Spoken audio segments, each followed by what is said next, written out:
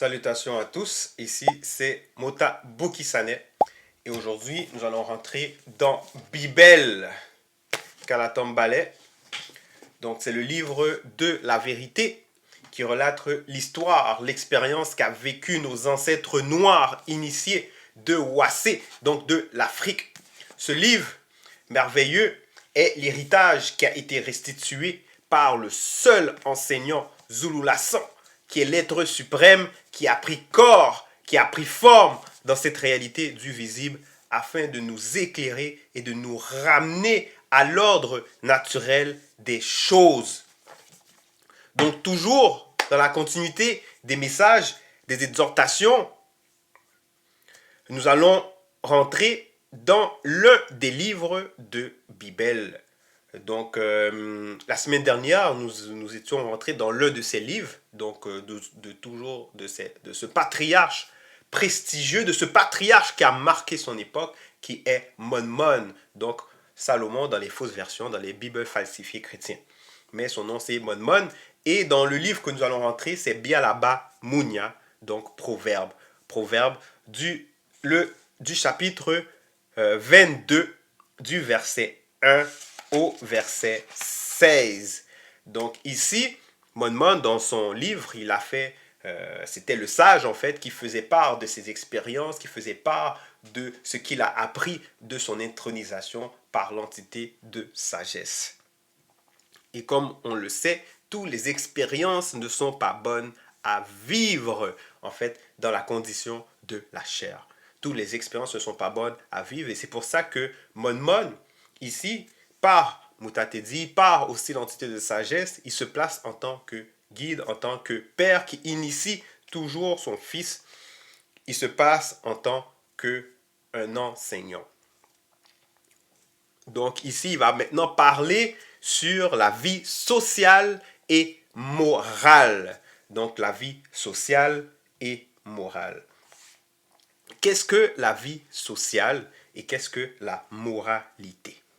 Donc ici, si on fait, on va dire, quelques recherches dans le dictionnaire actuel, on va voir que ça va dire social, c'est relatif à la société, donc à une communauté, à une collectivité.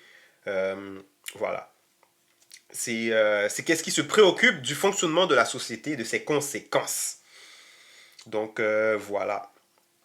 Donc ça peut être relatif que ce soit au commerce, à l'industriel, aux finances, au couple, aux relations avec nos enfants, donc enfants-parents, ou bien de l'enfant qui est devenu un adulte avec son aîné, donc on va dire son père, ses grands-parents, etc. Donc voilà, en gros, un peu la vie sociale, que ce soit avec son frère, sa sœur. Bon, voilà. Je pense que on a compris un peu le principe de c'est quoi la vie sociale. Parce qu'il y a une vie. Il y a une vie, nous vivons pas seuls dans ce monde, dans ce grand tour, on va dire, dans la planète Terre, nous ne vivons pas seuls. Donc, dans Wassé, nous vivons en collectivité, on va dire, avec les non-initiés et aussi avec ceux, nos frères et sœurs qui sont dans le Verbe. Pour ceux qui ont la famille, qui sont dans le Verbe, qui écoutent aussi le message de Zulu Lassan.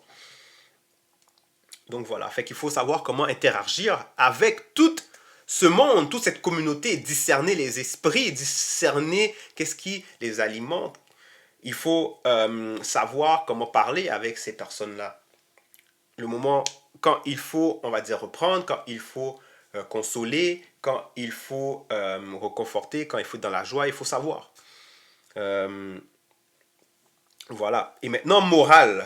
Morale, la moralité, donc dans un sens, c'est savoir ce qui est bien, ce qui est mal. Donc c'est le sens du bien et du mal.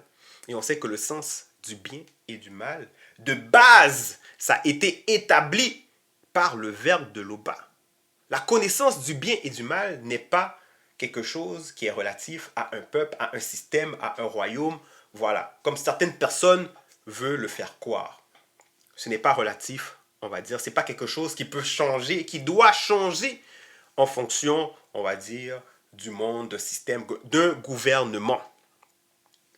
Parce que la loi morale, c'est quelque chose qui est avant tout spirituel. Ça découle du spirituel. La loi morale concerne la vie. Parce que le but, c'est d'avoir la vie éternelle. Donc, pour avoir la vie éternelle, on nous fait part maintenant des lois morales, de ce qui est bon à faire, de ce qui est pas bon à faire. Donc, on peut voir ça aussi dans ce sens-là, comment on utilise une chose de façon correcte et comment la chose est utilisée de la mauvaise façon. En fait, pour éviter d'utiliser les choses d'une mauvaise façon. Donc, ces choses peuvent comporter, on va dire, un livre, un couteau, on va dire une voiture, même, on va dire, notre propre corps. Comment utiliser notre propre corps à bon escient. À bon escient. Parce que ce corps dans lequel que nous sommes, c'est un avatar et nous a été prêté. Déjà, nous ne décidons pas du nombre de cheveux qui vont pousser sur notre tête. Nous ne décidons pas de la forme de notre visage. Nous ne décidons pas si nous allons naître fille ou garçon. Qui fait que, dans un sens, on est capable de voir que ce corps nous a été prêté. Alors, comment nous devons le traiter? Comment nous devons en prendre soin? Comment nous devons interagir avec les autres, avec ce corps, cet avatar? Donc, voilà. Morale. Donc, c'est dans ce sens-là que Mon Mon, maintenant, il va relater dans ses écrits comment, on va dire, des bases, des principes ou des ordonnances, on va dire, des prescriptions, on va dire ça comme ça, pour mieux agir dans la société. Alors, au verset 1, il dit, « Une bonne réputation vaut mieux que de grandes richesses. L'estime des autres est préférable à l'or et à l'argent. » Donc ici, il nous fait comprendre qu'une bonne réputation vaut mieux que de grandes richesses. Maintenant, c'est une bonne réputation comment? Est-ce que nous devons, cette bonne réputation, ça doit, on va dire, est-ce qu'elle vient par rapport à de l'argent? Parce que personne y pense comme ça qu'ils peuvent avoir une bonne réputation parce qu'ils ont de l'argent, ils sont riches. Mais non. Puisque ici, on fait la comparaison entre la bonne réputation et de grandes richesses. Donc, on dissocie les deux. Donc, c'est pas parce que nécessairement tu as de l'argent que ça veut dire que tu es une bonne personne, que voilà, que tu fais ce qui est bien. Non. Une bonne réputation vient par rapport à ton application. En fait, comment tu manifestes la justice, comment tu appliques la loi issue du verbe de Loba, ton interaction avec le monde. Ça veut dire dans ton interaction avec le monde, tu es juste. Tu es juste, tu appliques la justice, tu es capable de discerner les affaires, tu es sage, et c'est là que tu commences à avoir une bonne réputation. Donc ici, ça dit qu'une bonne réputation vaut mieux que de grandes richesses. Et c'est normal, parce que Mon Mon, lui, qui est le sage, justement, il avait, dans un sens, une bonne réputation aux yeux de ses parents. C'était un enfant qui était digne de prendre le trône. Et justement, c'est cette réputation qui lui a attiré la faveur de Mutatedi, ensuite de l'entité de sagesse. Et là, la richesse du visible est arrivée. Tout seul. Donc, une bonne réputation vaut mieux que de grandes richesses. L'estime des autres est préférable à de l'or et de l'argent. Maintenant, quand ça dit l'estime des autres, bon, on s'entend, on ne peut pas plaire à tout le monde. On ne peut pas plaire à tout le monde parce qu'il y a plusieurs sortes de monde avec des mentalités, avec des moralités vraiment différentes, des mœurs dépravées. Donc, on ne peut pas plaire à n'importe qui. Donc ici, quand on parle de l'estime des autres, il faut comprendre que c'est l'estime de ceux qui ont une bonne moralité, ceux qui sont assis, ceux qui ont été initiés, ou ceux qui sont des non-initiés graciés. C'est pas n'importe qui. Donc, ceux qui ont une bonne moralité. Donc, l'estime des autres est préférable à l'or et à de l'argent. Et c'est normal. Parce qu'on va parler justement à ton égard. Et le fait de parler justement à ton égard va ouvrir des portes. Des portes. C'est justement ce qu'on va dire à ton sujet qui va permettre que tu puisses peut-être avoir tel job, tel travail, telle opportunité, ou bien même telle fréquentation. Donc, c'est logique.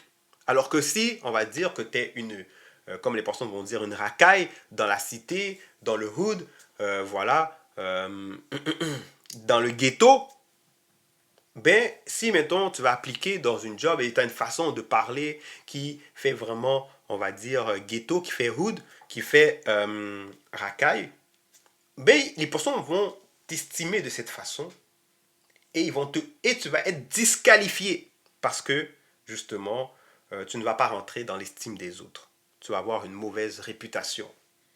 Et c'est pour ça qu'on parle de l'estime des autres est préférable à l'or et l'argent.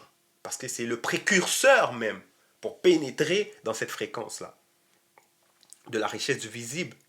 Et même pour, on va dire, attirer vers soi, on va dire, plus de connaissances. Parce que quand quelqu'un voit que tu es instruit, ils vont vouloir, si mettons c'est un professeur, il va voir que, on va dire, tu écoutes, tu es docile, il va vouloir te donner encore plus d'instructions. Il va dire, mais cette personne, c'est un enfant qui est sage, ou bien cet élève, c'est un élève qui est sage.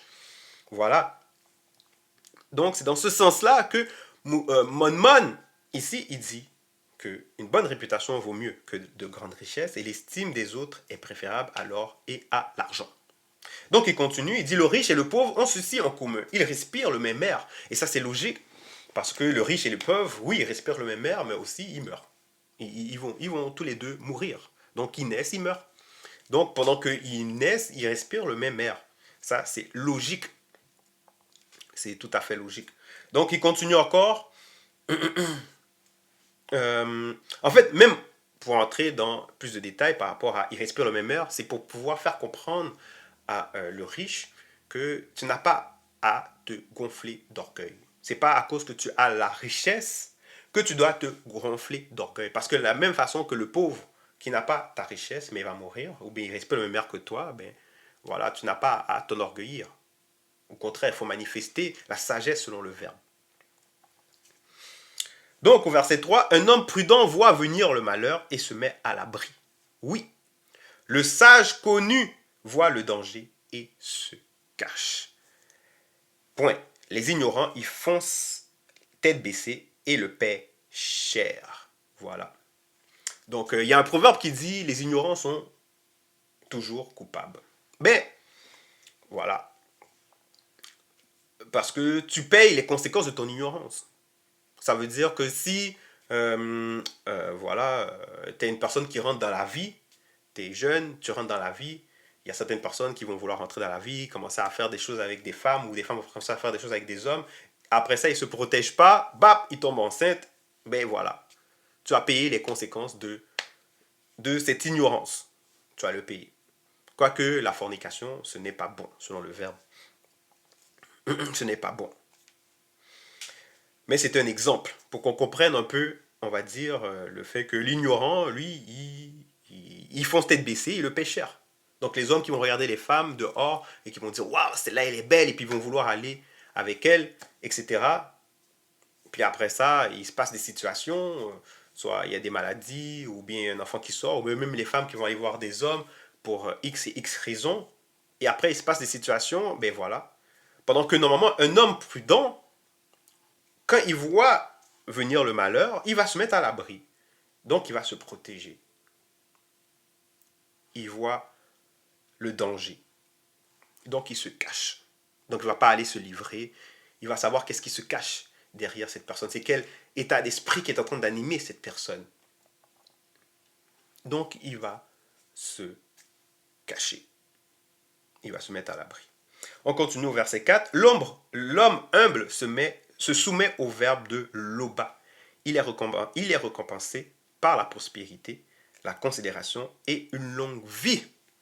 Parce qu'on sait très bien que le verbe de loba, c'est dans le verbe de loba qui a longela bundea, donc la vie éternelle. Donc c'est normal, c'est logique que celui qui se soumet, donc l'humble qui se soumet au verbe de loba, c'est normal que il va recevoir la prospérité. Parce que déjà, Moto Emoto, qui est le premier homme qui a été créé sur Terre, en parlant de son corps physique, la Terre, tout ça lui revenait. Donc ça veut dire que normalement, celui qui vit selon le verbe de Loba, normalement, il est supposé déjà naturellement être riche. Mais maintenant, on s'entend, à travers l'histoire, il y a eu des circonstances. Donc, le peuple noir, une grande partie d'entre eux ont perdu leur richesse. Mais quand tu te soumets au verbe de l'Oba, donc quand tu te soumets à ses lois, à ses préceptes, à ses commandements, à la vérité, ben, tu es naturellement récompensé par la prospérité. Donc la considération, tu es considéré, tu deviens un homme important, tu deviens une femme importante, parce que c'est dans le verbe qu'on reçoit toute notre importance. Donc oui, il y a la considération et une longue vie, quoique le péché a impacté la chair, mais le verbe va permettre qu'il puisse y avoir une longue vie. Une longue vie. Parce que tout va être mis en règle. Tu vas comprendre l'importance du corps, tu vas entretenir le corps, faire de l'exercice, manger sainement. Mais en même temps, dans la spiritualité, dans la prière, il y a les vitamines. Donc tout ça est en train de nourrir tes trois êtres. Et qui fait en sorte que tu vas avoir une longue vie. Au verset 5, une conduite tortueuse comportant d'épines et de pièges qu'il faut s'en écarter si l'on tient à sa vie. Et c'est normal parce que l'entité du choc en retour, il est là. Moudi Mabeko qui s'est dit, il est là. Donc c'est normal que il y a des lois, il y a des principes qui ont été établis. Dans cette réalité, dans ce monde, il y a des lois et des principes qui ont été établis. Donc une conduite tortueuse, quelqu'un qui sème le mal, ben il sème des épines et des pièges.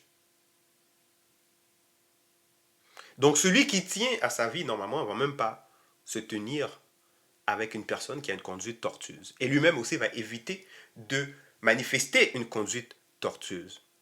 Et c'est pour ça qu'au verset 6, il va dire « Donne de bonnes habitudes selon le verbe à l'enfant dès l'entrée de son existence, il les conservera jusque dans sa vieillesse. » Parce qu'un enfant, quand il naît, c'est comme une page vierge.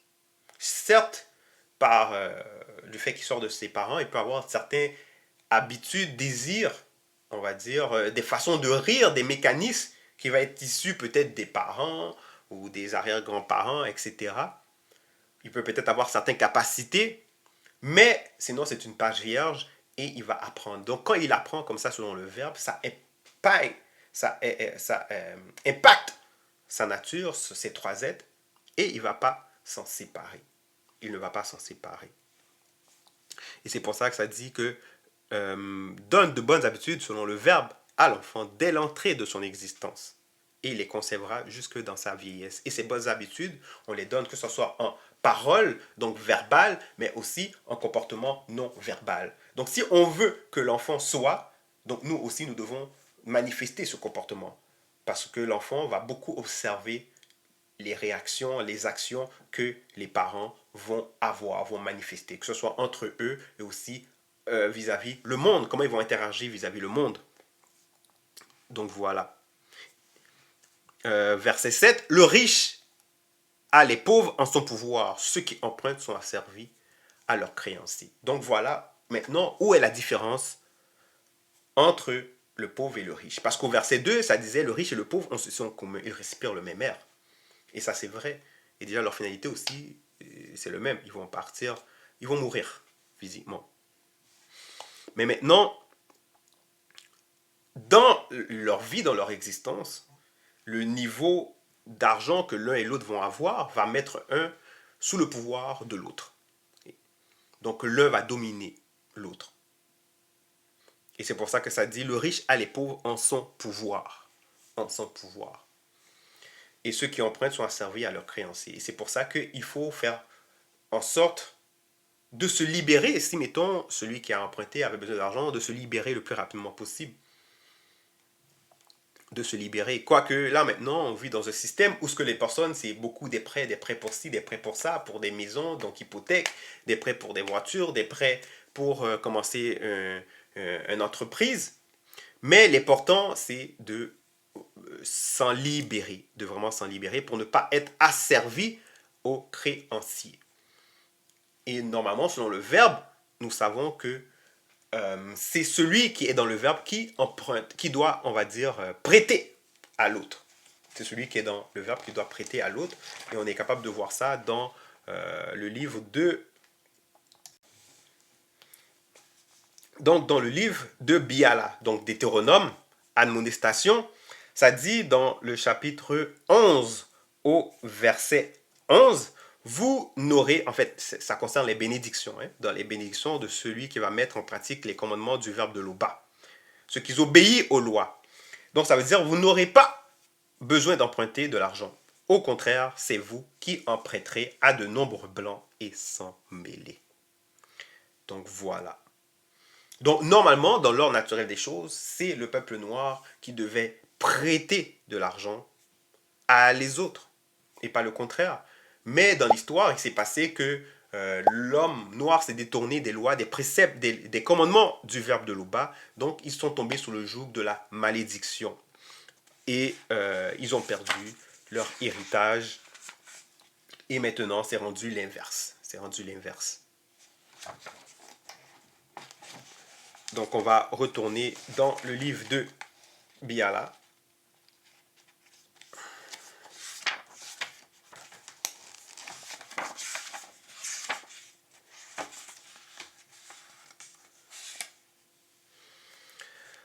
Au verset 8. Qui sème l'injustice récolte le malheur, car son pouvoir de faire violence sera brisé. Parce que on sait que le monde n'est pas régi par les entités occultes, n'est pas régi par les hommes, on va dire, non initiés, qui ont du pouvoir, qui sont des puissants. Non, le monde, tout est déjà calculé, tout est déjà pesé. Donc, ce que l'homme aura semé, il va le récolter. Donc, et c'est pour ça que ça dit qui sème l'injustice, il va récolter le malheur. C'est ce que quelqu'un qui sème l'injustice, il récolte. Donc, tôt ou tard, son pouvoir va être brisé. Il va être brisé. Parce que quand il sème comme ça, il va provoquer des réactions en dedans de chaque personne. Parce que chaque personne, ils ont cette loi quand même à l'intérieur d'eux. Cette loi par rapport à la justice, par rapport au discernement, par rapport à beaucoup de choses. Donc, il sème quelque chose à l'intérieur de ces personnes qui l'oppriment. Et quand ça commence à devenir beaucoup, c'est là qu'on entend parler de manifestations, on entend parler de tumulte, on entend parler de révolte, on entend parler de coup d'État. Voilà, on entend parler de ces affaires-là. Verset 9, l'homme bienveillant sera béni parce qu'il partage sa nourriture avec le pauvre. Donc, et ça, c'est toujours une conséquence des actions issues des lois qui ont déjà été établies. Voilà, oui. On peut avoir aussi des exemples avec Thémouséa. Thémouséa, c'est un homme qui était riche. Donc Thémouséa qui est Job, c'est un homme qui était riche parce que il aidait beaucoup le pauvre connu ou l'orphelin connu. Parce qu'on n'aide pas n'importe qui. Et c'est pour ça que ça dit le pauvre connu. Parce qu'il y a des personnes qui ne sont pas connues. Donc maintenant, les aider, ils prennent ton argent, ils le gaspillent, ils achètent n'importe quoi, de la drogue, des substances. Non. Il faut connaître comment on aide. Qui on aide aussi. Pour quel but on aide. Donc, verset 10, sache, les insolents et les disputes cesseront. Ce sera la fin des querelles et des propos méprisants. Donc ici, on parle de l'insolent. L'insolent, ça peut être celui qui s'oppose à son supérieur hiérarchique de façon moqueuse, qui perd le respect à force d'effronterie et de hardiesse excessive. C'est celui qui va offenser la modestie, la pudeur. Voilà, il manque d'égard aux convenances. Donc cette personne-là, on fait comprendre qu'il faut les chasser. Et les disputes cesseront. Parce que ces personnes-là, ce sont des moqueurs. Ils sont là, ils prennent plaisir à ça. Donc à quoi bon même rester en leur compagnie. Il y a un proverbe qui dit qui se ressemble s'assemble. Mais si tu ne ressembles pas à ces personnes-là, ben pourquoi rester en leur compagnie? Il faut les chasser. Donc ce sera la fin des querelles et des propos méprisants. Verset 11, celui qui aime les intentions pures et les paroles aimables gagne l'amitié d'un roi initié. Donc voilà, un roi initié, c'est celui qui fait régner la justice dans son pays, dans son royaume. Donc ici, quand tu manifestes, quand tu as des intentions pures et quand tu as des paroles aimables, ben, tu gagnes l'amitié d'un roi initié. Et c'est normal. Et c'est normal parce que vous allez vous reconnaître. Le roi initié va reconnaître en toi, on va dire, cette éducation, ces mêmes valeurs, cette initiation. et on devient amis avec ceux qui partagent les mêmes valeurs que nous. Verset 12. Le verbe de Loba protège la vraie connaissance et il démasque les paroles des gens de mauvaise intention. Donc, comme en notre époque, on peut bien voir ça à travers les faux enseignants, ceux qui se clament pasteurs, apôtres, prophètes, mais qui sont des faux, qui prêchent le faux JC. À notre époque, ces personnes-là, ils sont démasqués. Donc, leurs paroles de ces personnes-là qui ont des intentions mauvaises parce qu'ils viennent pour dépouiller le peuple, prendre le dîme, s'enrichir sur le dos du peuple. Voilà. En même temps qu'ils les aliènent, il est en train de les aliéner, de les mettre une mauvaise connaissance, un poison, et de les entraîner plus profond dans la mort spirituelle. Donc voilà. Et pendant que notre Mouledi, Zoulassan, qui est le deuxième dans cette réalité du visible, qui est l'être suprême qui est venu dans cette réalité du visible, lui, le verbe de Loba, protège la vraie connaissance. Il est la connaissance, la vraie connaissance. Et ça, c'est un constat. Jusqu'à présent, personne ne peut le mettre à terre. Personne. Donc, au verset 13, le paresseux déclare, il y a un lion dehors, je pourrais être tué en pleine rue. Donc ici, Monmon, à travers que ce soit Bialaba Mounia ou Moutatedi ou Moulangwedi, il a souvent parlé du paresseux. Et ici, ça fait allusion à le paresseux qui va toujours trouver une excuse pour ne pas, on va dire, faire ce qu'il doit faire, effectuer les tâches qu'il doit faire, ramener la nourriture, aller travailler. Donc il va toujours trouver une excuse, toujours trouver une excuse pour pouvoir se complaire dans sa situation. Parce que c'est un paresseux. Et c'est pour ça que ça dit, le paresseux déclare, il y a un lion dehors, je pourrais être tué en pleine rue. Je pourrais. Donc il n'y a même pas de certitude. Alors que normalement, selon le verbe, il faut toujours parler avec assurance. Donc voilà. Donc il ne faut pas agir, il ne faut pas être dans cet état-là. Verset 14. Les paroles séductrices des femmes infidèles constituent un piège redoutable où tombe celui que Moutatedi désapprouve. Donc ici, celui que Moutatedi désapprouve, c'est celui qui ne garde pas les préceptes, les commandements issus du verbe de Loba. Donc ces personnes-là est désapprouvé par Moutatedi. Parce que Moutatedi, c'est celui qui guide et qui intronise les initiés. Donc si tu ne veux pas, si tu n'écoutes pas, tu n'obéis pas aux lois, donc ça veut dire que tu ne veux pas te faire guider et être intronisé par Moutatedi. Donc automatiquement, c'est clair que les paroles séductrices des femmes infidèles vont te piéger. Et c'est pour ça qu'il faut que quand on prend conscience de tout cela, qu'on se dispose à écouter les enseignements, à suivre les enseignements, à écouter les paroles issues du verbe, à écouter l'histoire, voilà, la vérité qui est issue du verbe de Loba, afin d'éviter de tomber dans ce piège redoutable, afin d'éviter d'être désapprouvé par Moutatedi. Parce que si Moutatedi nous désapprouve, et les entités sont toutes ensemble, c'est la conscience collective, ça veut dire que c'est très dangereux. Très dangereux. Verset 15, certains enfants, en parenthèse, sont animés par les démons de distraction, on ferme la parenthèse, aiment ce qui est déraisonnable. Donc déraisonnable, c'est ce qui n'a pas de sens. Déraisonnable, c'est ce qui n'est pas raisonnable, donc ce qui satisfait à la raison, tu vois. Donc l'entendement, les conduites, la connaissance.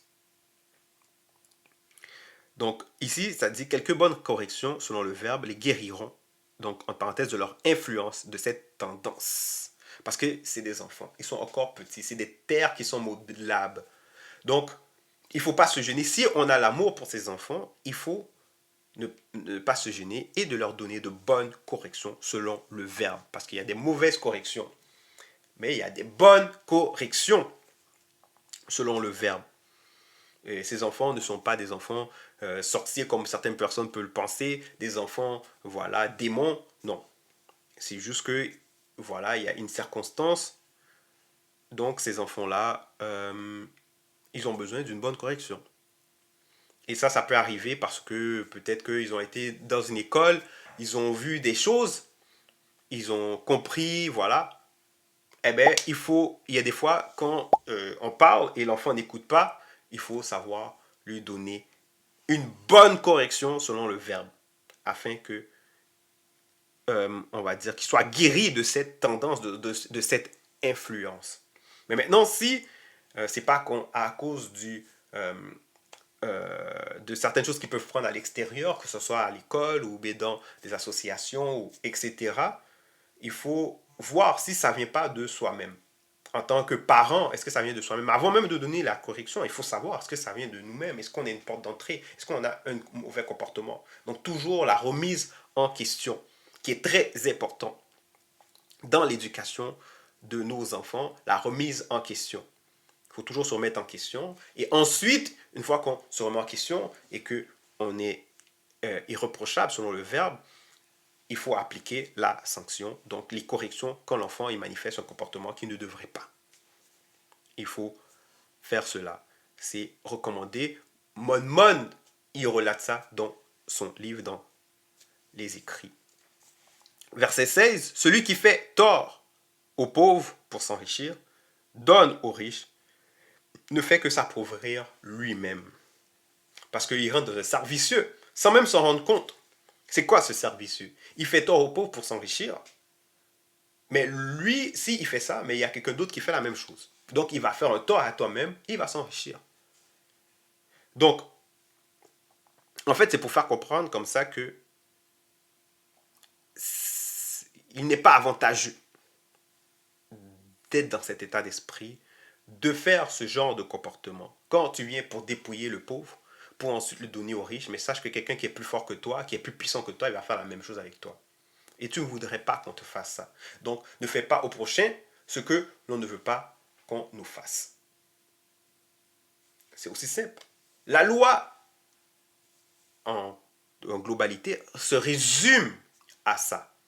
Mais avant tout, la première des lois, c'est de manifester la crainte du respect qui est due à l'Oba, le seul créateur unique, vrai et redoutable. Donc ça, c'est la base même de la sagesse. Et une fois qu'on a cette compréhension, cette base, le reste, il s'ensuit. Le reste de tout ce qui a été expliqué, du verset 1 au verset 16, se suivent, se comprennent et rentrent dans le bon sens. Donc c'était ça l'exhortation, c'était ça l'enseignement. Donc l'Oba, t'étais unique créateur, est toujours glorifié.